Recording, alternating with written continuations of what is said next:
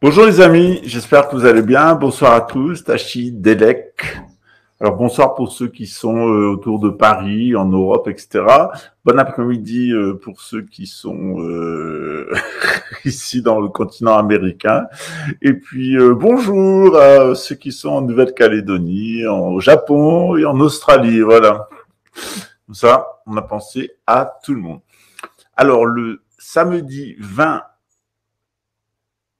avril, donc samedi prochain, vous aurez un live d'environ 4 heures qui sera consacré à Marie-Julie Jaïni et la Troisième Guerre mondiale, puisque comme vous le savez, le pape a annoncé ce matin qu'il allait faire un grand voyage de la paix, donc il va aller en Russie. Encore une annonce de Marie-Julie Jaïni qui nous a dit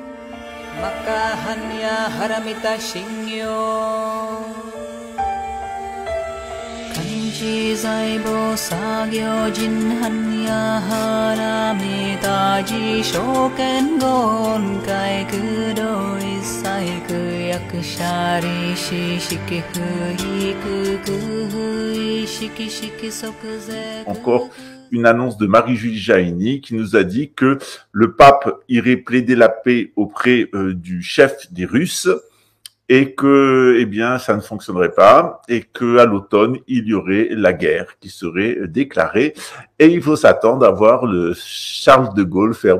Je dois dire que c'est très triste pour toutes les personnes qui vont mourir. Ça me fait de la peine de perdre ces personnes-là, mais elles sont tellement républicano-endoctrinées qu'elles sont insauvables. Parce que si elles étaient croyantes, elles ne s'engageraient ni dans la police, ni dans l'armée. Elles ne voteraient pas et elles ne feraient pas tout ce qu'elles font.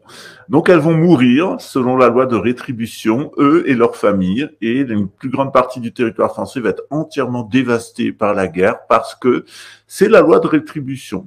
Quand on prend une putain, les seins à l'air, un bâtard, un nègre à peine émancipé, complètement hagard, qui se demande ce qu'il fout là, et un bourgeois qui s'en est foutu plein les fouilles comme modèle de société, ben ça finit comme ça. La France des rois, elle a commencé avec un baptême et elle a fini avec une décapitation. Eh bien, la putain républicaine, elle a commencé en nous montrant ses nichons et avec sur une crise de dette publique, une crise de faim et ensuite de vastes guerres. Eh bien, c'est exactement ce qui va se passer maintenant. Vous avez d'abord eu la crise financière, vous avez eu les épidémies, vous avez maintenant la guerre, et après, vous aurez la faim. Je vais dire que l'histoire se répète avec faim dans ce cas-là. C'est triste, mais c'est comme ça. Pourquoi? Eh bien, c'est parce qu'il y a ce qu'on appelle les lois cosmiques.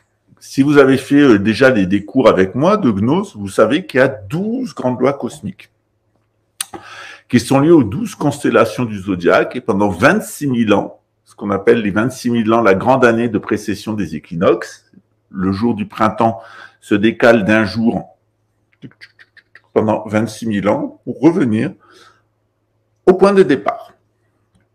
Ça prend 26 000 ans. Et le jour du printemps, il va commencer, eh bien, d'abord dans l'ère du lion, quand on est dans l'ère du lion, et puis il va commencer dans l'ère du cancer quand on est en cancer, dans l'ère des gémeaux quand on est en gémeaux, dans l'ère du taureau quand on est en taureau, dans l'ère du bélier quand on est en bélier, dans l'ère du poisson quand on est en poisson, et dans l'ère du verseau quand on est en verseau, et ainsi de suite, et on revient jusqu'à la Vierge et au point de départ. Bonsoir à tous. Eh bien, cette détermination-là, c'est la détermination du langage de Dieu, c'est-à-dire la façon dont Dieu s'adresse à l'humanité à chaque ère. Eh bien, on a à apprendre quelque chose et au milieu de l'ère, ça commence à s'inverser. Donc, au début de l'ère des poissons, on avait besoin de guérison. Et Jésus est venu guérir tout le monde, en veux-tu, en voilà. Il en est mort et heureusement ressuscité, qui est la plus grande résurrection, c'est quand on ressuscite. Pardon, la plus grande guérison, c'est quand on ressuscite. Et puis, à partir de l'an 1000, c'est le contraire. Ça a été l'ère des empoisonneurs, jusqu'à ce que la personne dans lequel jusqu'à ce qu'une personne s'incarne qui sera l'empoisonneur public numéro 1. Donc, vous connaissez mon idée sur cette question. Pour moi, l'empoisonneur public numéro 1, c'est Harry d'Angleterre, qui est l'antéchrist, et le faux prophète, c'est Elon Musk. On le voit d'ailleurs au Brésil en ce moment, parce qu'il s'est violemment attaqué à notre pays Et donc les conspis, tout à coup, ont découvert... moi, j'adore les conspirationnistes parce que c'est des mecs qui haïssent les juifs, mais ils votent pour Zemmour, qui est un juif. Bah oui, ils haïssent les juifs, mais ils prennent Elon Musk pour leur sauveur. C'est comme le fils d'une juive. Ouais. C'est tout le temps comme ça. C'est-à-dire, ils adorent Adolf Hitler, qui pour eux était un grand sauveur. C'était un fils de la famille Rothschild. Voilà, et c'est toujours comme ça. Il se trouve toujours, il y a des bons juifs, ceux qui peuvent vous amener vers le salut et vers l'enseignement et tout ce que peut nous apporter c'est la communauté juive, et des intellectuels juifs, des circoncis du 8e jour, qui est une très grande intellectualité et d'une très grande prospérité. Et de l'autre côté, il y a les juifs apostats, et eux, ils vont vous rendre complètement pauvres et infertiles, et ils vont vous rentrer que des conneries dans la tête. Et quand on regarde dans le réseau conspirationniste, que ça soit à Babelwed, à Mulhouse, en Suisse et à les deux de Suisse, c'est tous des descendants de circoncis du 8e jour, complètement lucifériens, qui vous ont fait les poches comme jamais en vous gavant d'un tissu d'imbécilité comme on n'en a jamais produite. Voilà. Ben c'est bien fait pour vous. C'est bien fait pour les gens qui les croient, c'est-à-dire que on a le choix.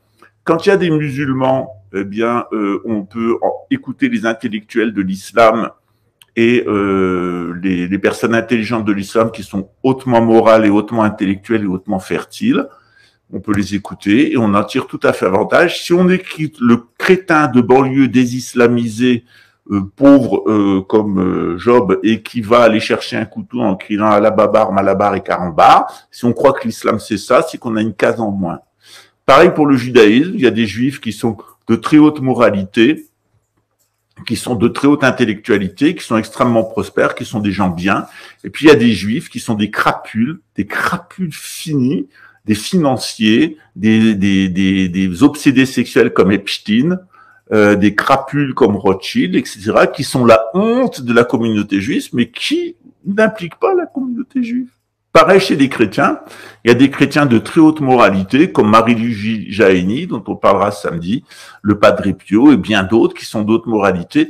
Et puis, il y a des chrétiens qui sont des ordures finies, vraiment des ordures finies, des types qui vont vous mettre dans l'égarement le plus total et qui vont vous ruiner.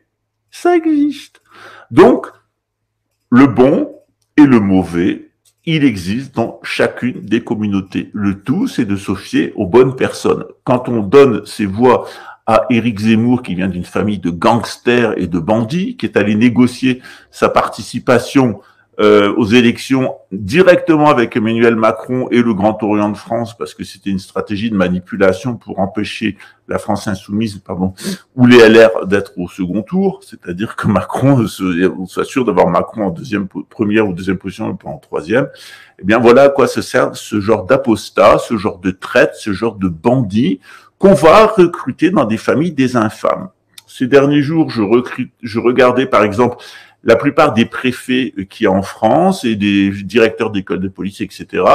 Et c'est du polac, du rital et de la putain républicaine étrangère dans toute sa splendeur. C'est-à-dire que la République, de temps en temps, trouve des Français de mauvaises croyances, de mauvaises pensées, de mauvaise vie et de mauvaises familles pour participer à ces mauvaises œuvres, mais il y en a de moins en moins. Et donc, elle va chercher tous les bâtards, ce que j'appelle les bâtards de la République, c'est tous les polacs, les rital, toute la saloperie qu'on a pu importer dans ce pays, qui n'arrivait pas à vivre dans son propre pays et qui est venu dans d'autres pays à la demande des patrons d'abord pour faire concurrence aux salariés français et faire baisser les salaires. C'est particulièrement les Polacs qui servaient à briser les piquets de grève. Ensuite, c'est les rital qui étaient là parce qu'ils acceptaient des salaires plus bas. Ils ont généré des taux de délinquance extrêmes. Les Polonais étaient des assassins, des violeurs, etc. À côté, les Algériens de France, c'est des anges. Regardez toute la littérature d'avant-guerre et il s'est passé exactement la même chose. On a eu le Front populaire, donc la gauche, qui a amené une situation catastrophique sur fond de crise économique. Et puis ensuite, eh bien, on a eu l'extrême droite avec Pétain, Maréchal, les revoilà, voilà, qui était en fait une annexe de la Gestapo et de l'Allemagne nazie avec la même idéologie nauséabonde et puante. Alors on se demande, est-ce que les gens sont idiots pour répéter tout le temps la même chose? Ben oui, ils sont idiots. Ils sont idiots parce qu'ils sont sous ce qu'on appelle les déterminations cosmiques. C'est-à-dire, je vous ai parlé des 12 grandes aires, mais à l'intérieur de chaque ère, ces lois, elles vont être apprises différemment par les différents peuples. Il y a des peuples qui vont être extrêmement réceptifs. Par exemple, les Juifs, à l'époque de Jésus, ils ont été extrêmement réceptifs à la nouvelle loi qui était la loi de guérison. Et ensuite, c'est d'autres peuples. Voilà. Alors, l'astrologie, qu'est-ce que c'est? L'astrologie, c'est astronos, les astres, les étoiles, les planètes, les constellations, et logos, le discours, la parole, c'est-à-dire la science. Donc, c'est la science des astres. Alors, si on veut comprendre la science des astres, il faut avoir fait un peu de cosmologie et de cosmogonie. Votre thème astral au moment de votre naissance, on va regarder comment étaient positionnés les astres au moment de votre naissance, notamment le Soleil et la Lune. Et en fonction de ça, on va avoir des informations sur vous. Par exemple, si le Soleil est en Lion,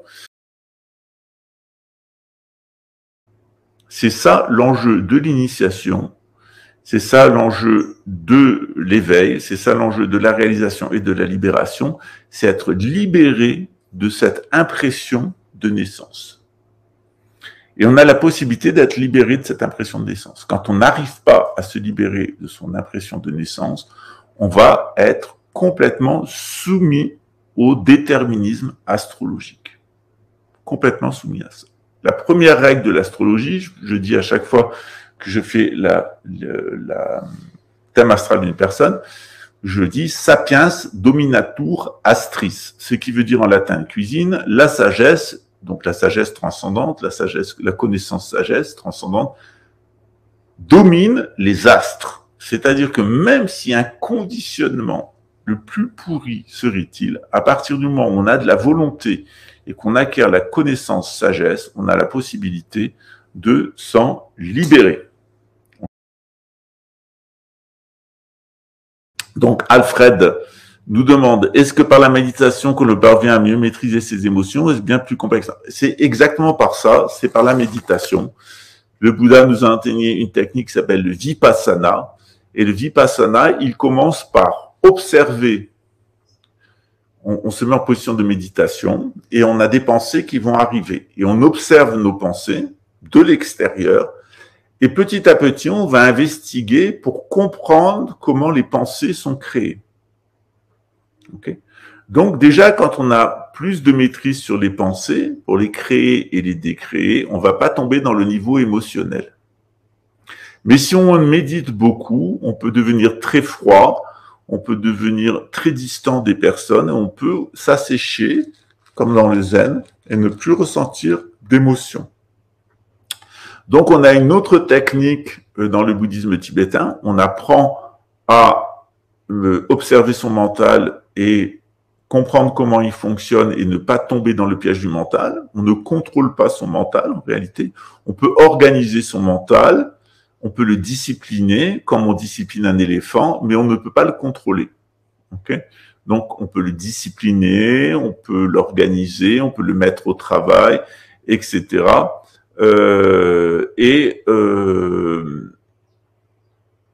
Mais on ne peut pas le contrôler complètement. Notre mental, souvent, il crée des pensées indépendamment de notre volonté. D'ailleurs, la plupart des pensées que nous avons, elles sont indépendantes de notre volonté. Donc, plus on va occuper notre mental avec des pensées volontaires, et plus on va le discipliner. C'est pour ça que dans le bouddhisme tibétain, on entretient des pensées types, des pensées sur les Bouddhas à travers les prières, des mantras, des mandalas, des mudras qui sont les gestes d'humains, les mantras qui sont des sons, les dharani qui sont des récitations de textes, et puis on a les mandalas qui sont des représentations, des cosmogrammes, et puis on a les tankas aussi qui sont les représentations des Bouddhas à la peinture ou à la gouache ou au feutre. Pourquoi on s'enferme dans des croyances? Pourquoi on s'enferme dans des attitudes émotionnelles et des types de sentiments, comme des sentiments amoureux et pourquoi au final on a le temps de besoin de sacraliser comme ça son propre être et de se sentir le centre de l'univers et d'être au-dessus de tous les êtres et de toutes les choses. Qu'est-ce qui fait que ça fonctionne comme ça et qu'on ne fonctionne pas comme des Bouddhas dont la nature intérieure n'est pas affectée? Eh bien, dans le bouddhisme, on a une réponse très simple qui est donnée par le Bouddha dans une peinture qui s'appelle le Sipei Korlo, la roue des devenirs. Et la roue des devenirs, elle est très intéressante parce qu'elle nous explique tout. D'abord, tout à fait au centre, vous avez 3 animaux qui correspondent au désir, l'aversion et l'ignorance, qui sont représentés le porc, c'est l'ignorance, le coq, c'est le désir. Un coq, ça veut baiser tout le temps ses poules. Le cochon, c'est ignorant, le porc, parce que ça soit dans de l'eau propre ou dans de l'eau sale, ça nage dedans avec la même délectation, que ça pue, que ça sente bon. Et le serpent, eh bien, c'est l'aversion. Le serpent, il génère de l'aversion. Il empoisonne les gens aussi. Et donc, ces 3 animaux au centre. Ensuite, on voit l'être humain qui se balade entre la vie et la mort, et ensuite, après la mort, jusqu'à la renaissance, en tout cas du flux de conscience, puisqu'il n'y a pas de moi fondamental. Et autour, on voit les 6 royaumes qu'on a étudiés dans le premier cours de cosmologie, c'est-à-dire qu'il va du royaume des dieux jusqu'au royaume des enfers. Il y a un enfer, l'enfer des excréments, par exemple. C'est un monde qui est rempli de merde. Voilà. Et voilà. Il y a le monde des masses d'armes aussi. On reçoit des masses d'armes sur la gueule. C'est un monde qui est en guerre perpétuelle. On reçoit des masses d'armes en permanence sur la gueule. Et quand on meurt et qu'on croit qu'on est délivré, il y a une voix qui dit « René ». Non, pas René, pas Céline Dion qui dit « René, René ». Non, ni Maurice et René. Non, c'est une voix qui dit « René », c'est-à-dire « et une nouvelle naissance et on renaît ». Voilà. Et ça dure des éons, des éons, des éons dans ces états de souffrance jusqu'à ce que le karma, les actions qui ont été faites, qui ont amené à cette situation cosmologique, eh bien, soient épuisées. Et à ce moment-là, on a la possibilité de se libérer ou d'aller vers le flux de conscience et attirer vers un autre style d'existence. À moins qu'il y ait une petite catastrophe dans l'univers où on appelle ça un pralaya, et à ce moment-là, tous les flux de conscience sont détruits, annihilés. Il y a déjà des personnes qui ont indiqué qu'elles viendraient au mois d'août, puisqu'on aura très certainement, s'il y a assez de personnes, au mois d'août, il y aura un cours résidentiel de 10 personnes pendant 10 jours. Vous serez nourris, logés, blanchis, plus le cours, et vous pourrez faire les initiations, recevoir les enseignements sur une période de 10 jours. Voilà, c'est 8 à 10 heures d'enseignement par jour, plus de la méditation, et il y aura 24 heures non-stop de chant, non-stop de japa. Le japa, c'est pas les japonais, c'est quand on récite le même mantra pendant 24 heures. Vous y arriverez, c'est très facile. La première fois, on croit qu'on va mourir, qu'on n'y arrivera jamais. On y va, et quand on a fait les 24 heures, on se demande pourquoi on n'en ferait pas 48 heures. C'est absolument génial de passer toute la nuit, le jour d'avant, la nuit, la journée d'après, à chanter le même mantra. C'est une expérience de purification. Après, vous avez la langue blanche. J'ai mangé au restaurant à midi des poissons. Et donc, sushi, donc vous aurez la langue toute rose. Vous allez voir, c'est un effet purificateur sur le prana. C'est absolument incroyable le pouvoir des mantras. Si vous êtes paresseux pour répéter des mantras, et si vous n'êtes pas initié, ben, écoutez-les. Écoutez-les. Écoutez notamment le Sutra du cœur. Ça va vous aider. Sachez une chose, c'est que lorsqu'on est dans des... Ouais, ça c'est un point important. Lorsque vous êtes proche de la pollution électrique, que ça soit l'électricité à la maison ou une antenne de téléphonie mobile, ça va amplifier vos conditionnements. Ok ? Et cette amplification mémorielle, elle peut être très positive. Vous pouvez être super excité. Vous avez votre téléphone, vous allez courir, vous avez la pêche, ouais, j'ai mon téléphone, j'appelle mes copains, je suis super stimulé, etc. Ça peut stimuler tout ce qui est positif, mais ça peut aussi stimuler et amplifier tout ce qui est négatif dans votre mémoriel. Donc faites très attention à la téléphonie mobile, aux antennes et à la pollution électrique. Évitez de porter des chaussures en caoutchouc, portez des chaussures avec des semelles en cuir. Et quand vous pouvez marcher pieds nus à la maison, marchez pieds nus. Et à l'extérieur aussi, si vous pouvez marcher pieds nus dans la nature sans vous blesser, faites-le. Ça va vraiment harmoniser votre corps avec la nature et ça ne crée pas de distorsion au niveau des conditionnements parce que l'électricité artificielle, eh bien, crée des distorsions au niveau de l'expression des samskaras et modifie votre karma. Évitez aussi de, bon, j'en porte aujourd'hui, mais il faut éviter de porter du coton. C'est vraiment pas une bonne matière à porter. Vous me portez de la laine, du chanvre, du lin, qui sont des matières naturelles. Laine, chanvre, lin, qui sont les meilleures matières à porter plutôt que le coton, puisque le coton amène la pauvreté à un effet assez négatif. Évitez tous les vêtements synthétiques. Voilà.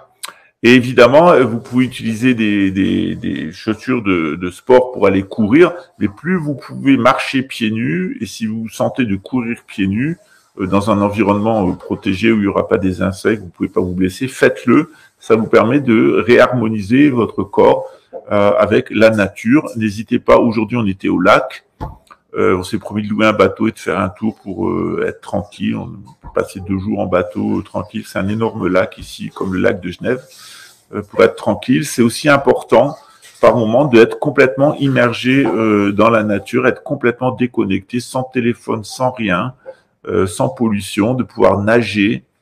Quand on était à Rio, on allait tous les jours à la mer, on allait même à Ilha Grande on prenait le bateau, on allait sur Ilha Grande quelques jours pour nous relaxer, on louait un bateau, et puis on allait visiter les criques, on nageait, etc. Et on avait du bon temps. Et figurez-vous que vous verrez dans les vidéos, le dernier bateau qu'on a loué, il s'appelait Anal. Et alors, Domi était en train de nager avec moi, il m'a dit, t'as vu comment s'appelle le bateau? Je dis, non, j'ai pas fait gaffe. Elle me dit, il s'appelle Anal. Je dis, comme quoi on est vraiment persécuté par son karma. Voilà. Je vous souhaite une bonne nuit. Portez-vous bien. Soyez heureux. C'est un impératif que je donne à tous mes étudiants. Je veux des étudiants heureux. Le bouddhisme, c'est fait pour vous rendre heureux, pour avoir une meilleure qualité d'existence, de meilleures émotions, de meilleurs sentiments, de meilleures pensées, de gagner en qualité émotionnelle, en gagner en qualité mentale. Le bouddhisme, c'est pas fait pour faire de la dépression et c'est pas fait pour se martyriser, c'est au contraire fait pour être une meilleure personne, plus intelligente, plus vivante, inscrite dans son environnement et plus heureuse. Sur ce, Tashi Delek, que tous vos vœux, les meilleurs et les bons, se réalisent. Soyez heureux. Ciao.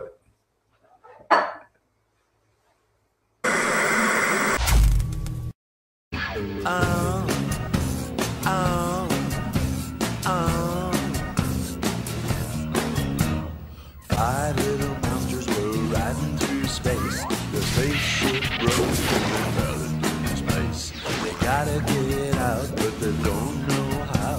So they're waiting and waiting in a creepy, creepy house. La la la la la la la la la. We like monster men. And then the little kids sing. La la la la la la la la. We like monster men. And everybody sings. La la la la la la la la la. We like monster men.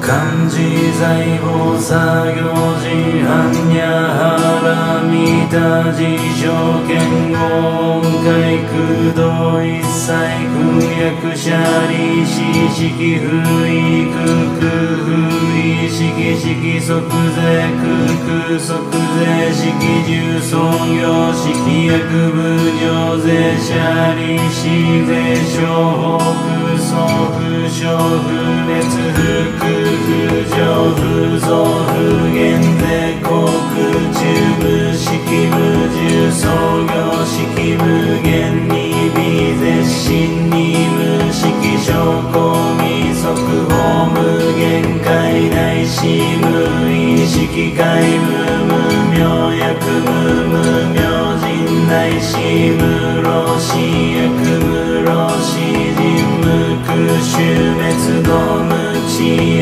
無得意無償特攻膨大サッタエ般若波羅蜜多更新無形下無形下公無不不音に一切天道無足行涅槃三で小仏へ般若波羅蜜多更三宝大高知般若波羅蜜多世大事修世大名修世無